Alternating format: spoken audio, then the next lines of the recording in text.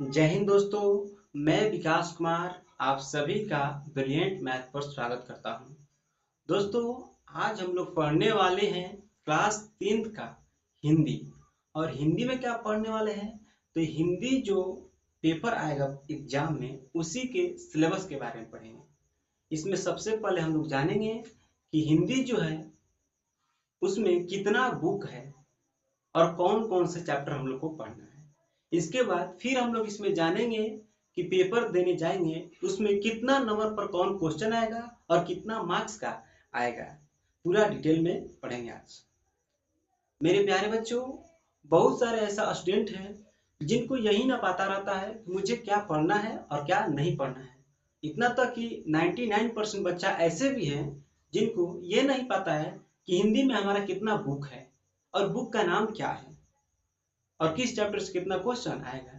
ये सब बिल्कुल कुछ नहीं पता रहता है। और जो बिहार टॉप करने वाला स्टूडेंट होता है उनको पूरा ये डिटेल में पता रहता है किस चैप्टर से कितना प्रश्न आएगा, मुझे क्या क्या पढ़ना है। तो चलिए स्टार्ट करते हैं अपना वीडियो।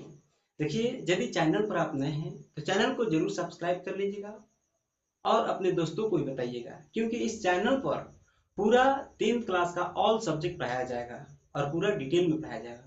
और जितना पढ़ाया जाएगा उससे बाहर एक भी प्रश्न नहीं आएगा। तो चलिए ध्यान दीजिए, देखते हैं अपना सिलेबस हिंदी का। देखिए, सबसे पहले हिंदी का हम बात करेंगे तो हिंदी में देखिए, हिंदी में हम लोग का 2 बुक पढ़ना है। कितना बुक पढ़ना है तो 2 बुक पढ़ना है। पहला बुक का नाम है गोधुली।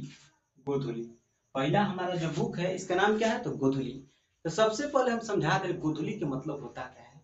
मेरे प्यारे बच्चों, देखिए, गोधुली का मतलब होता है, आप लोग देखे होंगे कि जब पशु अर्थात जानवर शाम को चरकर अपने घर वापस लौटती है तो उसी समय को हम लोग गोधुली कहते हैं। क्या कहते हैं तो गोधुली कहते हैं।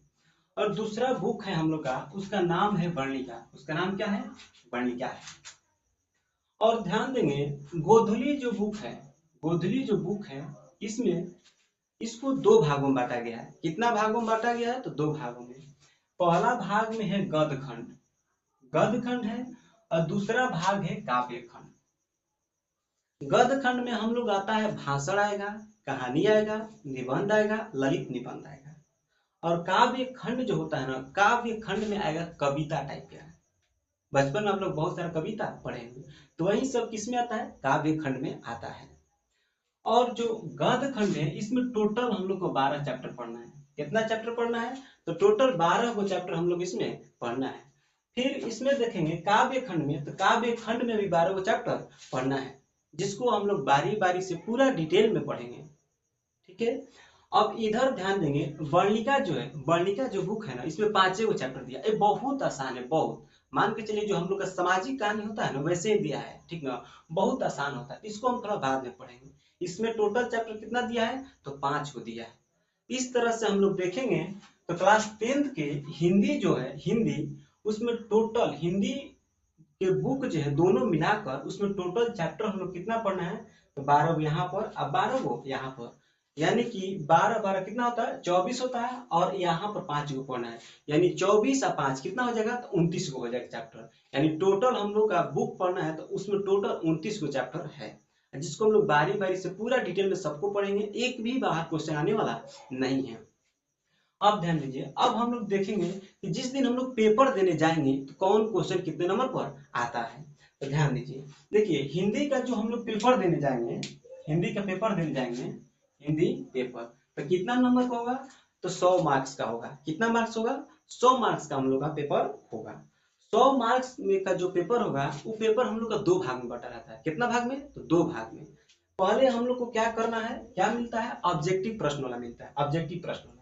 तो ऑब्जेक्टिव प्रश्न जब आएगा ना, ऑब्जेक्टिव का मतलब होता है वही जो 4 को ऑप्शन दिया रहता है, एगो टिक लगाना रहता है, एगो गोला भरना रहता है। तो उसमें 100 गो क्वेश्चन रहेगा। टोटल कितना क्वेश्चन रहेगा तो 100 गो। 100 गो में से 100 क्वेश्चन हम लोग को नहीं बनाना है, सिर्फ और सिर्फ उसमें से हम लोग को 50 गो क्वेश्चन बनाना है। और प्रत्येक क्वेश्चन कितना मार्क्स का होता है तो 1 मार्क्स का होता है, अर्थात 1 नंबर का होता है। तो 50 गो क्वेश्चन हम लोग बना देंगे। अभी बताए हम प्रत्येक क्वेश्चन कितना नंबर का होगा तो 1 मार्क्स होगा। अब 50 क्वेश्चन बनाना है तो टोटल यहाँ से कितना मार्क्स हम लोग को मिल जाएगा तो 50 मार्क्स मिल जाएगा, अर्थात 50 मार्क्स मिल जाएगा। ठीक है, आई होप कि यहाँ तक आप लोगों को पूरा क्लियर समझ में आया होगा। अब आते हैं, ये तो ऑब्जेक्टिव का बात था। ऑब्जेक्टिव जो है ना दोस्तों, तो दोनों तरह से आएगा, या बुक से भी आएगा। देखिए बुक से बहुत कम प्रश्न रहता है, बार बार हम स्टूडेंट को पढ़ाते हैं तो यही समझाते हैं कि ग्रामर पर आप लोग ध्यान दीजिए। बहुत सारा स्टूडेंट जो होता है ग्रामर पर ध्यान ही नहीं देता है, वो समझता है किताब पढ़ के हम कर लेंगे। किताब में से 35-40 क्वेश्चन आता है ऑब्जेक्टिव, इस बात को याद रखिए, ग्रामर पर आपको पकड़ करना पड़ेगा। अब पकड़ कौन करवाएगा, तो हम करवाएंगे, टोटल ऑनलाइन पढ़ाएंगे A to Z, इस बात को याद रखिएगा। तो 100 मार्क्स का आएगा, तो इसमें ग्रामर भी रहेगा और बुक से भी क्वेश्चन रहेगा। तो यहाँ से हम लोग 50 मार्क्स प्राप्त कर लिए। और यहाँ पर आते हैं आप सब्जेक्टिव पर, तो सब्जेक्टिव पर ध्यान देने वाली बात है। सब्जेक्टिव जो आता है ना, सब्जेक्टिव कितना मार्क्स का आएगा टोटल, तो टोटल आएगा हमारा 50 मार्क्स का, अर्थात 50 मार्क्स का आएगा। ठीक है, और 50 मार्क्स का आएगा, तो 50 मार्क्स में हम लोग देखेंगे, जैसे ही सब्जेक्टिव प्रश्न उघारेंगे अर्थात पेपर पलटेंगे, उसमें पहला जो प्रश्न होगा, 1 नंबर पर प्रश्न जो होगा वो होगा गद्यांश। गद्यांश, गद्यांश क्या होता है, बहुत सारा बच्चा सोचता है गद्यांश क्या होता है। जैसे में मान लेते हैं हम यहाँ पर कि राजा दशरथ के, राजा राजा दशरथ के, दशरथ के 4 पुत्र थे। कितना पुत्र थे, 4 पुत्र थे। इसी टाइप के मतलब हम यहाँ पर तो एक ही लाइन में लिखे ना, एक ही वाक्य लिखे, वहां पर 10-15 लाइन के वाक्य बनाकर लाइन पैराग्राफ दिया जाएगा, ठीक ना। उसी में से पढ़ पढ़ के आप लोग को आंसर लिखना रहता है, ठीक है। तो ऐसे ही मान लीजिए लिखा रहेगा, मान लीजिए पूछ देगा प्रश्न कि राजा दशरथ के कितने लड़के थे, तो आपको आंसर में लिखना पड़ेगा, उत्तर लिखे कि राजा दशरथ के 4 पुत्र थे, और उसी में से ऊपर दिया रहेगा पैराग्राफ, मतलब गद्यांश टाइप का, उसी में से खोज के नीचे वाला प्रश्न का आंसर देना रहता है। आई होप कि आप लोग समझ रहे होंगे। तो चलिए ध्यान दीजिए, तो यहाँ पर जो गद्यांश आएगा 1 नंबर पे, याद रखिएगा, परीक्षा में बैठिएगा तो 1 नंबर पर गद्यांश से रहेगा, ठीक है। और गद्यांश जो आएगा उसमें से, गद्यांश में से कितना प्रश्न पूछा जाएगा, तो 5 गो प्रश्न पूछा जाएगा। कितना प्रश्न, 5 गो, और प्रत्येक क्वेश्चन 2 मार्क्स का होगा। कितना मार्क्स होगा, तो 2 मार्क्स का होगा। तो बताइए, 5 गो प्रश्न पूछा जाएगा और 1 गो क्वेश्चन जो होगा 2 नंबर का होगा। यहाँ से कितना नंबर आ जाएगा हम लोग का, 10 मार्क्स आ जाएगा। कितना आएगा, 10 मार्क्स आ जाएगा, यहाँ पर लिख दिए हैं। फिर जैसे दूसरा प्रश्न देखेंगे, उसमें भी क्या रहेगा, गद्यांश रहेगा, उसमें भी गद्यांश रहेगा।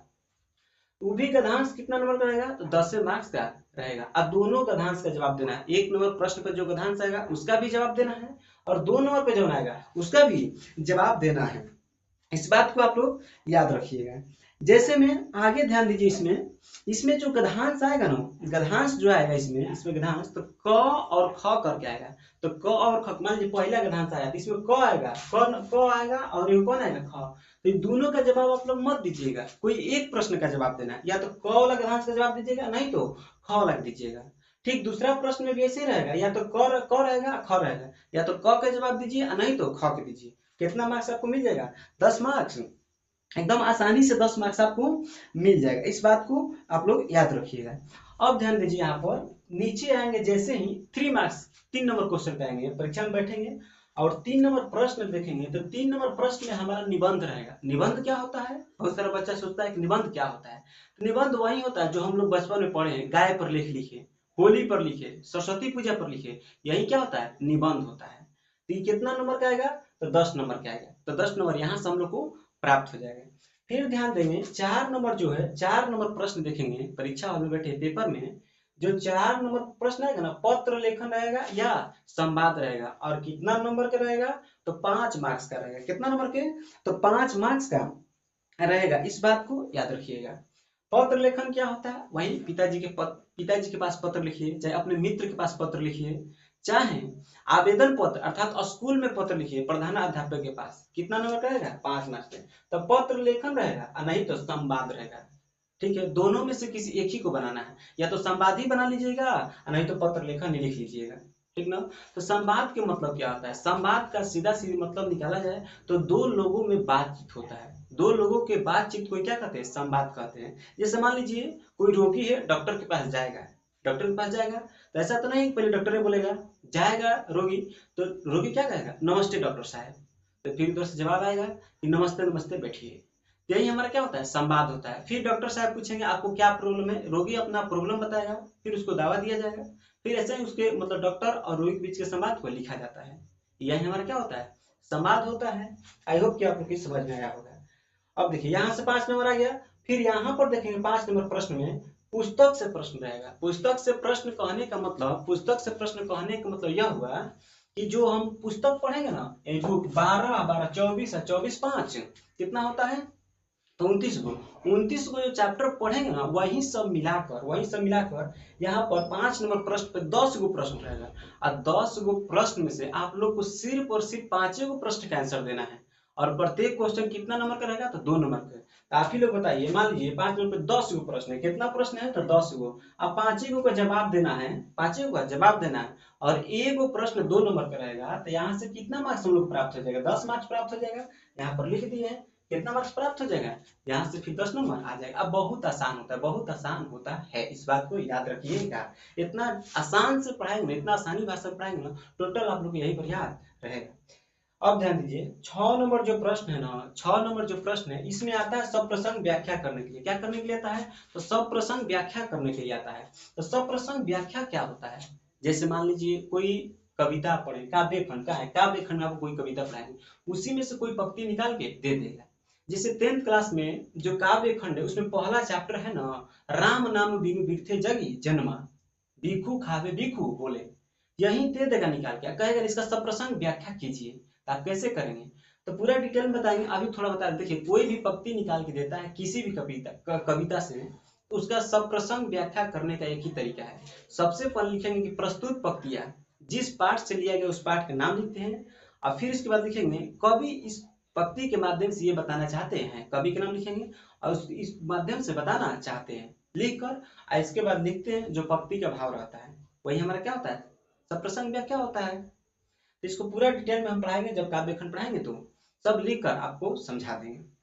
तो चलिए, आई होप कि देखिए यहाँ पर नंबर जोड़ते रहे, देखिए 10 नंबर यहाँ से, 10 10 10 10 कितना हो गया, 30 नंबर हो गया। अब 5 यहाँ पर 35, अब 35 10 कितना होता है, 45 होता है। अब 5 मार्क्स यहाँ पर 50 नंबर, टोटल 50 मार्क्स यहाँ से आ गया। अब 50 नंबर यहाँ से, एकदम बहुत इजी होता है, इजी 50 कितना हो गया, 100 मार्क्स हो गया आपका, समझ रहे ना। आई होप कि आप लोग पूरा ये जितना पढ़ाए हैं, देखिए स्क्रीनशॉट लेना है तो आप लोग पूरा स्क्रीनशॉट ले लीजिए, सिलेबस एकदम याद रहना चाहिए, ले लीजिए एक बार।